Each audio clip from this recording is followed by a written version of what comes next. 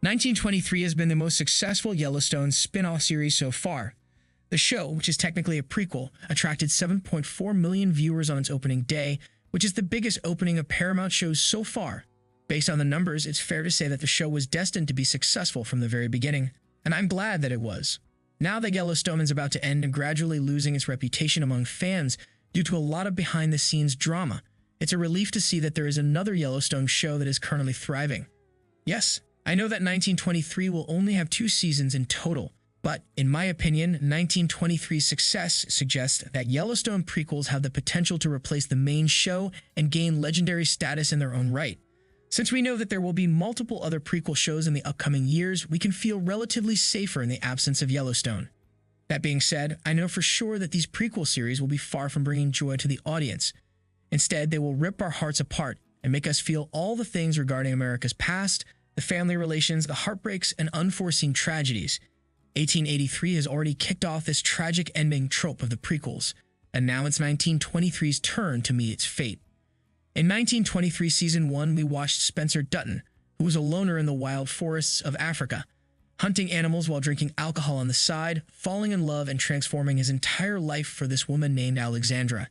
The couple was having a blessed life until one day Spencer got a letter from his aunt, calling him back in Montana with the news that his brother got killed off. Naturally, Spencer packed up immediately, starting his long journey. But, expectedly, it is not an easy job in the 1920s to travel from one point in the world to another, so they had to endure lots of adventures and troubles, somehow surviving on the way.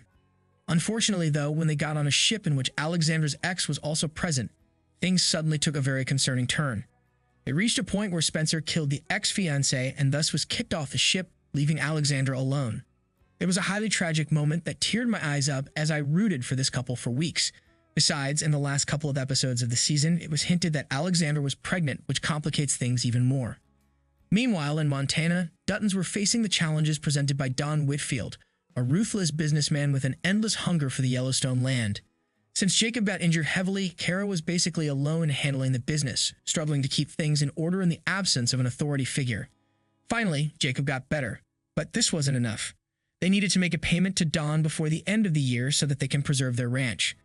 The only solution to this major problem is to have Spencer at home, of course, as he has the youth and power to put things back in order and establish a new authority in the ranch and town. And yet, knowing that things are not going very well with Spencer, I'm not sure when will he arrive in Montana. And even if he does, will he be able to focus on the ranch work in the absence of his one true love? I mean, just like everybody else who's watching the show, I just want him to get home. I just want him to get home. And,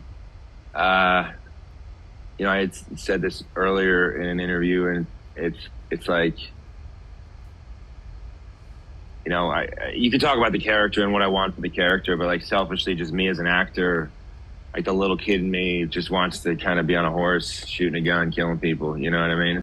Based on the interviews of the cast members and how the stories of Taylor Sheridan's shows usually evolve, I can already foresee that there will be a major death at the end of the series. Since Spencer is the most obvious hero of the show, there is a high chance that he will be the one who will end up following some unfortunate series of events. The even sadder thing is that I don't think he will be able to meet with Alexandra ever again. In fact, I feel like Alexandra will arrive in Montana with a baby in her hands right after Spencer dies, which will ruin her mentally. Thus, she will leave the ranch without saying a word and gets lost in the wilderness while leaving the baby to Jack and Elizabeth, a couple who cannot have their own babies. Can you think of a more tragic scenario than this? Well, I certainly cannot. I understand that feeling of wanting more for yourself and not wanting to be boxed in.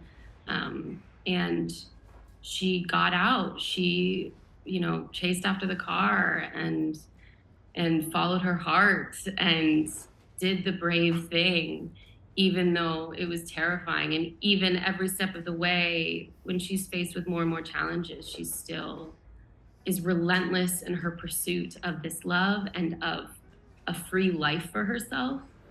Naturally, I cannot say if things will evolve this exact way or not.